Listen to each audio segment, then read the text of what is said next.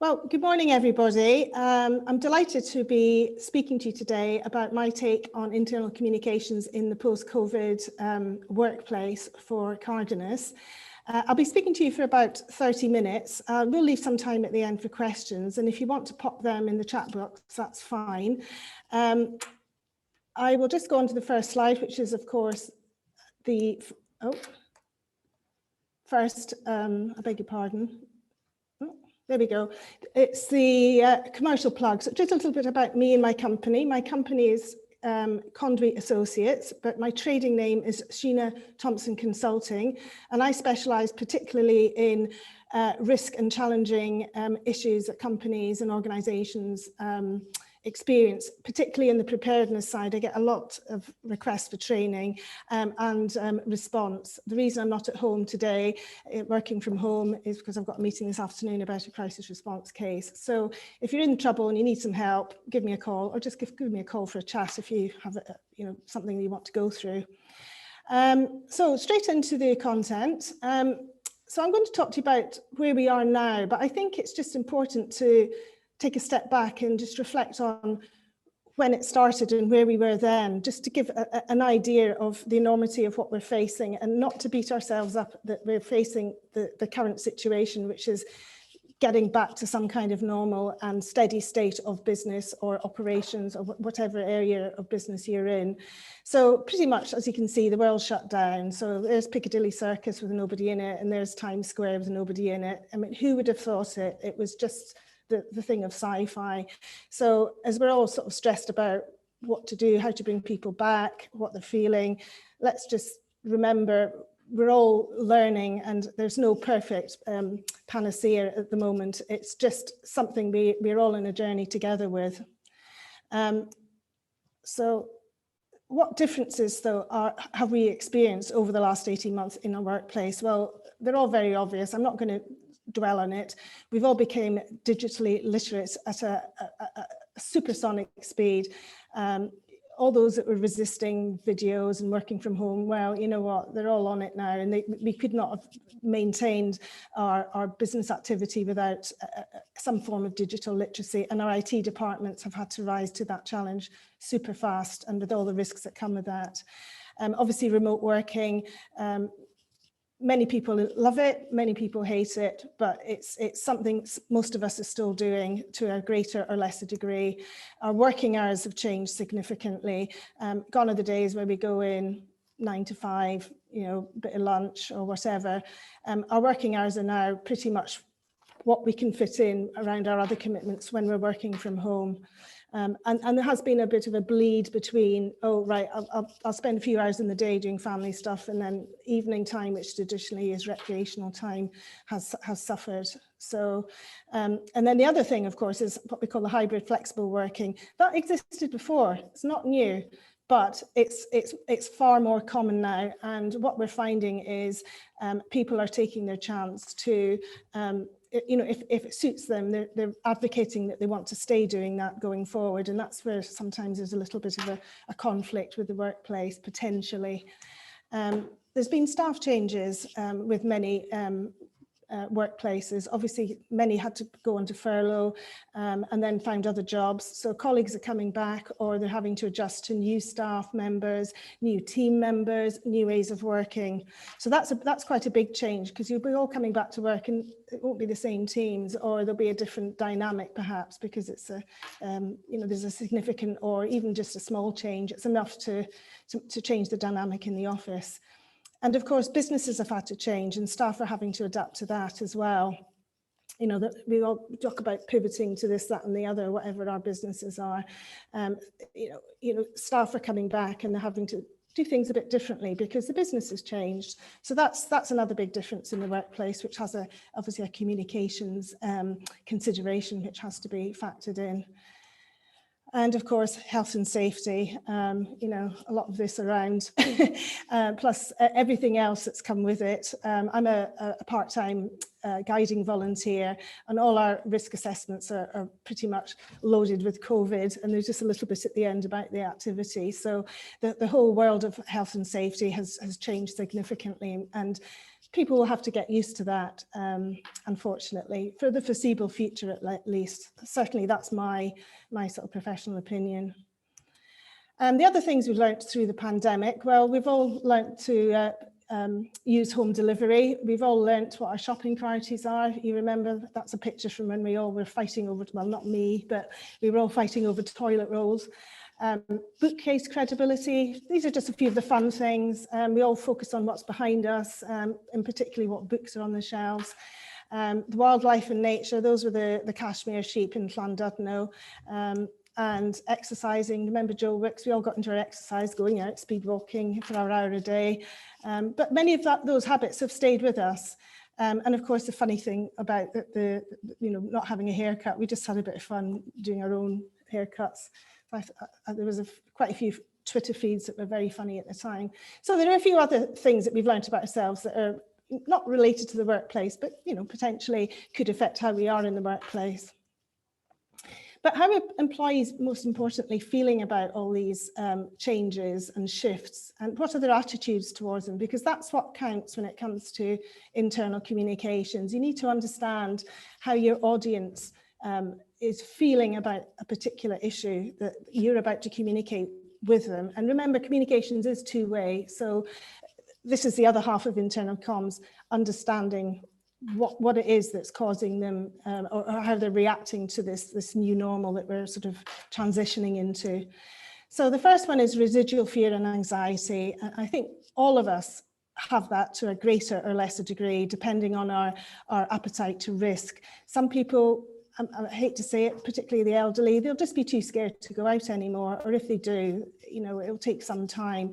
But others, I was on the train this morning, there was a guy had his mask on down to here, and not only did he cough, but he didn't put his hand over his mouth. So of course I moved, but that's just he'd had no fear. He was just had the mask on as putting his hat to the rules, if you will. But the point here is some people will experience it more, others less, and we'll talk a little bit more about it in a moment. The other one is changes in personal, sorry, I've got my little thingy-me-bob here, is personal mental health and burnout.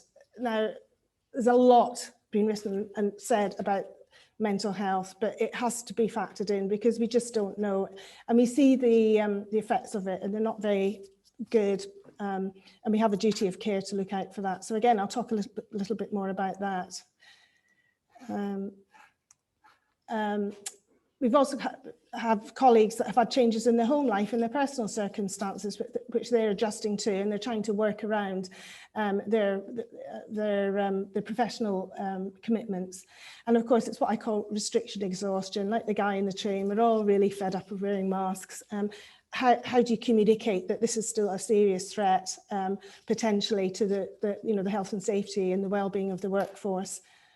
And finally, apathy and productivity. We'll talk about that. We've all been sat at home, most of us, for obviously not key workers, but how do you get that gear shift back up to sort of fourth or fifth gear from where we've been? So again, I'll talk a little bit more about that. So going to the fear and anxiety. Now, this is a very busy slide. If you want to take a screenshot or whatever, that's fine. The main point here is what is above the line is you and your organisation. It's what you know. It's what you've potentially got control over, or you do have control over. It's almost the easy things to deal with. So from a communications perspective, you've got all that information, you know everything, and you've got people you can communicate with to get that clarification if you need it. What's below the line is what you don't know, but you know it's bubbling along, but you don't know the strength or gravity or weakness of it. And these are the things which drive fear and anxiety potentially.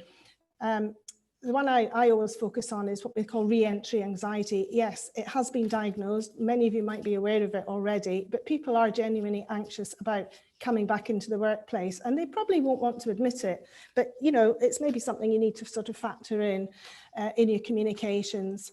And obviously, I've talked very briefly about domestic obligations. They might have commitments at home that have caused them anxiety. They don't want to leave granny at home in case something happens. Right, so just jumping ahead here. Sorry about this. So the point here is when you think about your messaging and what you want to communicate to your employees, you need to, again, the audience, how are they thinking and feeling about this anxiety? These are just a few things, but just to flag them and maybe put them in your Survey Monkey or whatever you do to communicate with your staff to try and establish that that position. The most important thing is to isolate the ones that are real special cases, because they're the ones you really need to focus on. So delivering the narrative. Now, when it comes to sort of placating people's fear, you have a narrative, you know your messaging. I'll talk a bit more about messaging shortly, but the spoken word is always the most trusted word. So when you're delivering the narrative, it should be the spoken word, whether it's in a video or a podcast or a team meeting or something like this, it's whatever, but it's better to speak it. It's much more trusted.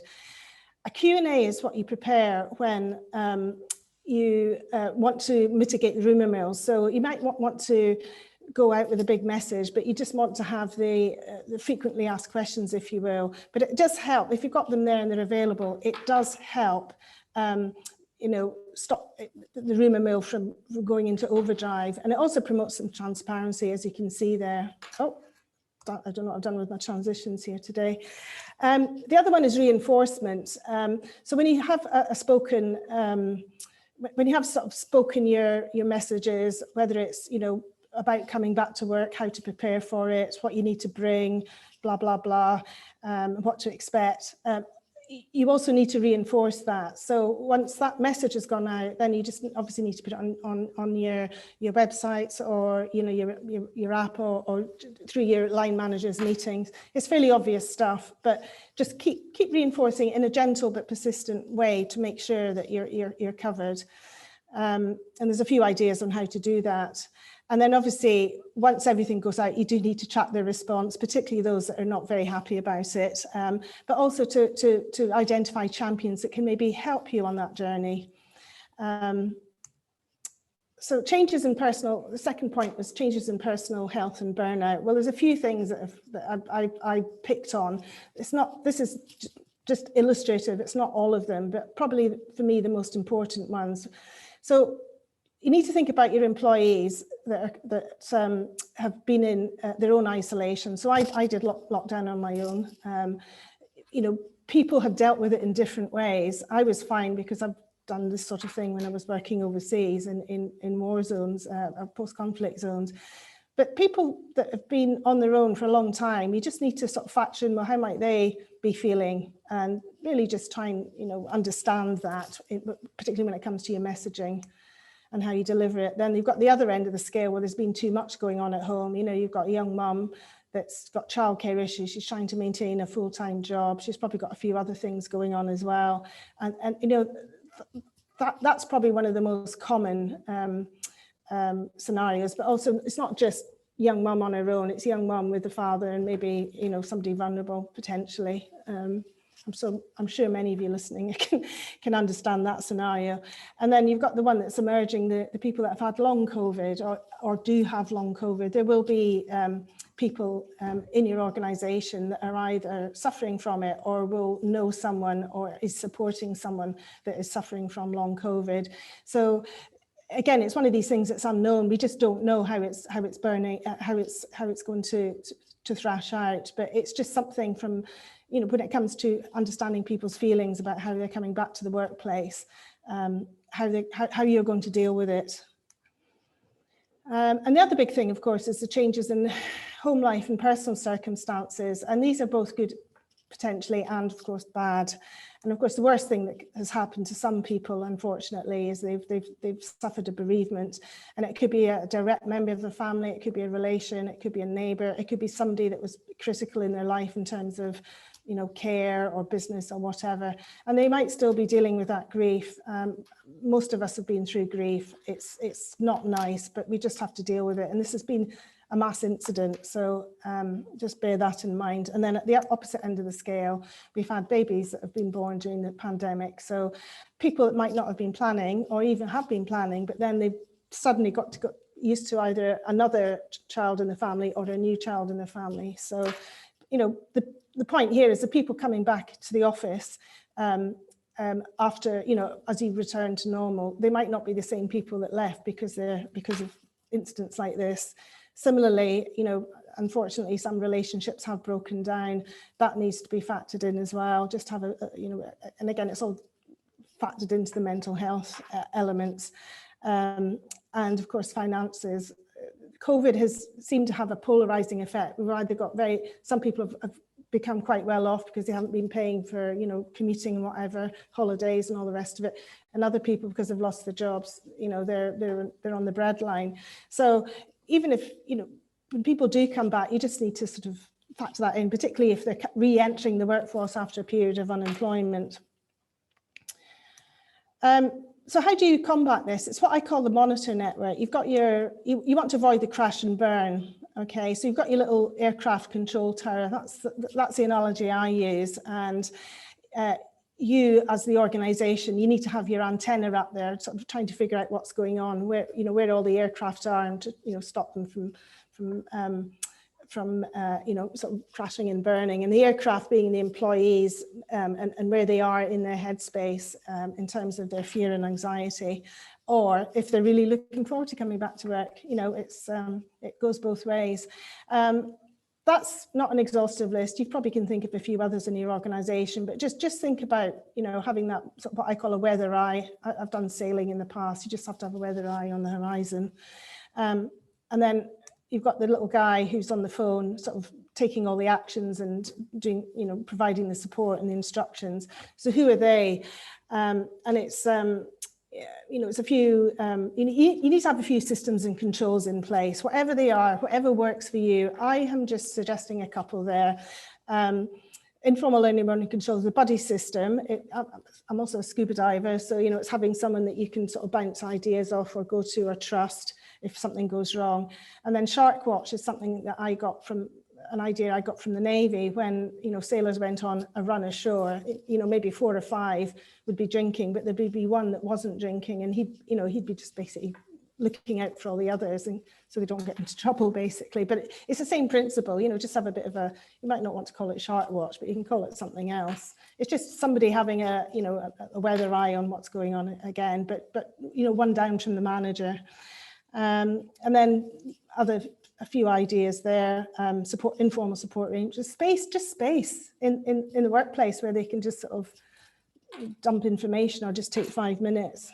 We don't know how people are going to react. So even if it's all about nothing, at least you've done the, you know, due diligence and provided them the space if they need it. And of course, you've got the external arrangements which you can use. Right, I'm just mindful of time. Guidance and restriction fatigue, I've already mentioned that. Yeah, we're all fed up of these. I think it's going to be quite a tough sell to maintain that during, you know, as we get back to work and things transition into normality, if you like. But it's just something people are fed up with, and some will be good about it, but others won't. And you have to manage that from an internal communications perspective in the workplace. It's a potential conflict point if, oh, he's not wearing his mask or he didn't sanitize. You know, you need to deal with that, unfortunately. So just be prepared.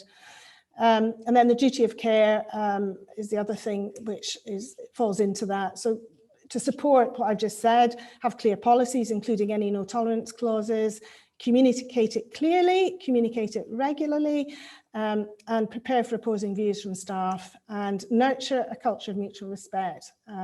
You have to do that because not everyone's going to agree. It's like lots of things in life, but we just have to respect it and find a way or a steady course that you can take everyone on, and then reinforce and regularly review. And I think it's important to, you know, the reinforcement is a balance between, you know, shoving it down, you know, in emails and, you know, WhatsApps or whatever every now and again, to just a gentle nudge, if you like, and that's what it needs to, you know, come down to. And then the fifth thing that we're facing, you know, in the workplace post-pandemic, of course, is apathy and productivity. And I just thought about it, and I thought, well, what's caused that? You know, well, I think our journey into, you know, becoming more aware of our surroundings and nature and looking after ourselves and all this sort of self-actualization and fitness and all the rest of it. I think that's had an impact. You know, we can just take a walk when we like, when we're working from home, or whatever, unless if obviously we're under the cosh. We've all been reading, we've all been making banana bread, and we've all been watching Netflix pretty much. So it's how to sort of get that gear shift back up. That's the other big challenge, you know, I think for a lot of managers. But how can we do it? So I've just a couple of ideas. I'm just conscious of time. I know I've started a little bit late. The first thing is to listen. You know, you have to listen to them. You know, why are they feeling a bit fed up? Why are they just a bit lethargic? You know, it could be that they really don't want to work anymore, but you know, obviously financially they have to. But you just have to get to the root of why they're feeling the way they are, and then try and just, you know, get to the bottom of it, and then come up with the ideas and initiatives that support them, because that's what it is. You know, they're going to have to go back to work eventually, or they're going to have to be productive. Otherwise, you know, we all depend on our work to earn a living. And then, of course, once you've got that feedback, you need to acknowledge and adapt, whether it's, you know, coming to an agreement with new working practices or flexi hybrid and out of hours arrangements. And for that, you know,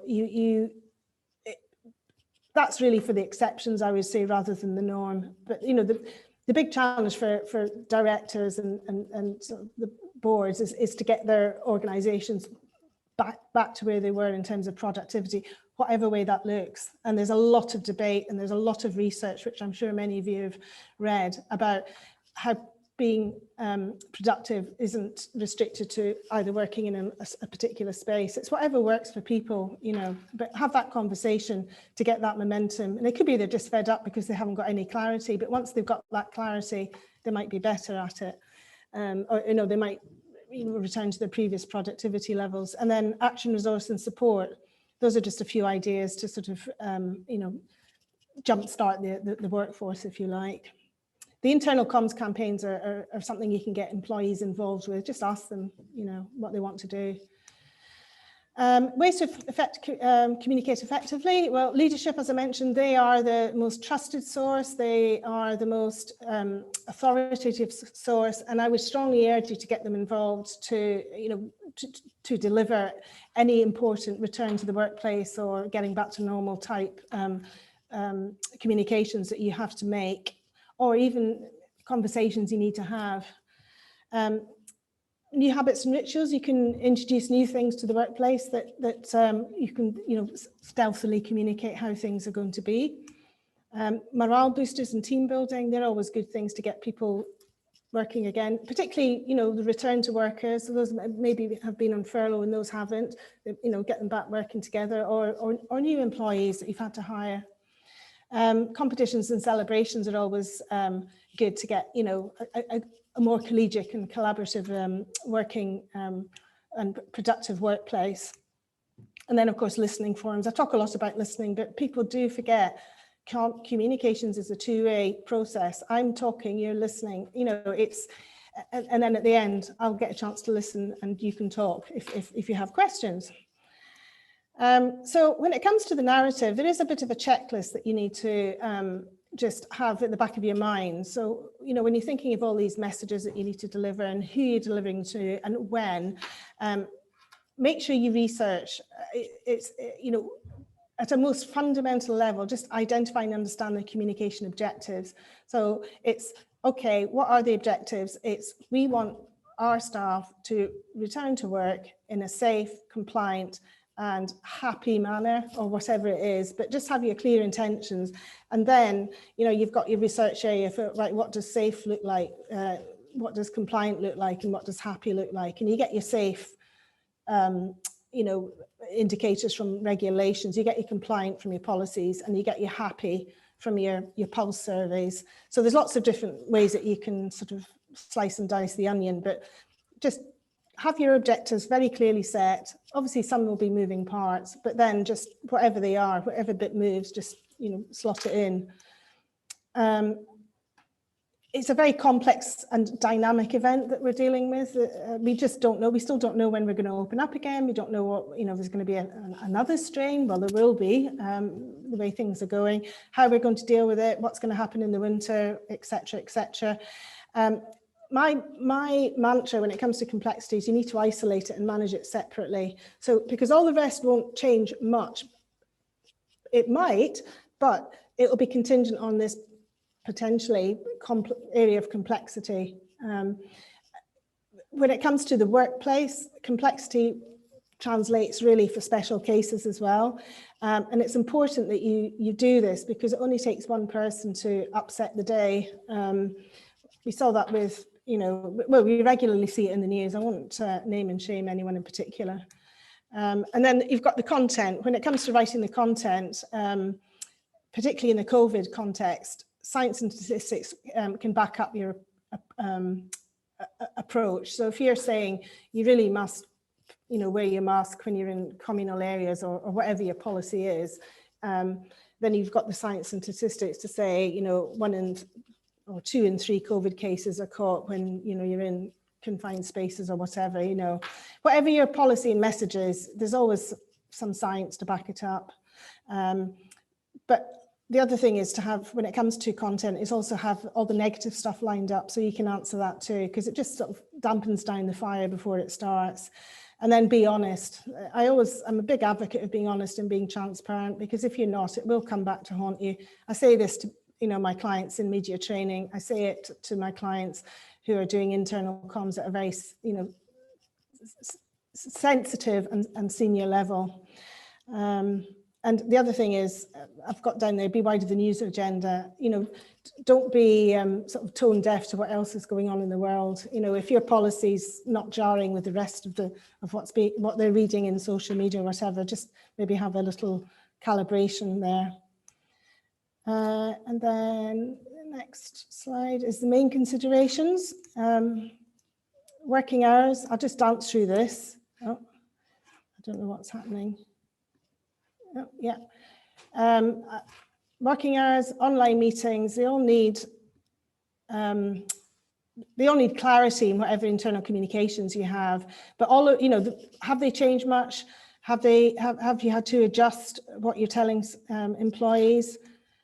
Travel guidance, very important. One of my ideas was to have a regulation SAR, because it's probably going to sit in HR or maybe compliance or health and safety, but have somebody that is the guru on travel regulations, because they're changing all the time, particularly when you have staff that are moving around either the world or the country. It's just a bit of a nightmare at the moment. And then the big risk is if you don't, employees do have a number of digital platforms that they can communicate their disquiet.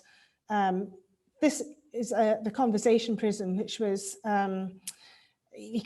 unfortunately, it's too small to see in any great detail, but these are all the digital platforms that people can use to say whatever they want. It's not just got the usual social media ones, it's got very specific ones. But the point here is it's a very complex space, the digital space, and people can just go on it and say what they like. So if you don't get it right, employees will have that to fall back on if you really don't consider internal comms. And believe me, they did it a lot in the early stages of the pandemic. So it's just one to bear in mind. But as we can see, this is one example. If you remember, Dyson basically told their staff to go back to work and they said no. So you want to avoid that. And the best way to avoid it is to have that sort of two-way conversation with them and just keep them informed. Don't just sort of tell them. I don't know what happened here in particular, but obviously it didn't go down well, but you want to avoid that. Another one was BBC News. It was a regional newsroom or some special newsroom, which they basically made massive redundancies. The timeline there is the news was announced in the morning. Then there was the Zoom meeting to let go of employees. It was awful. I mean, I really felt for any HR people that had to let go of employees during the pandemic over Zoom. It was like that, George Clooney film, Air Mile, I can't remember what it was, but that's all he did was fly around and tell people remotely they'd lost their job. But the thing is, what they didn't do is they didn't set out policy guidelines. So as people were listening to them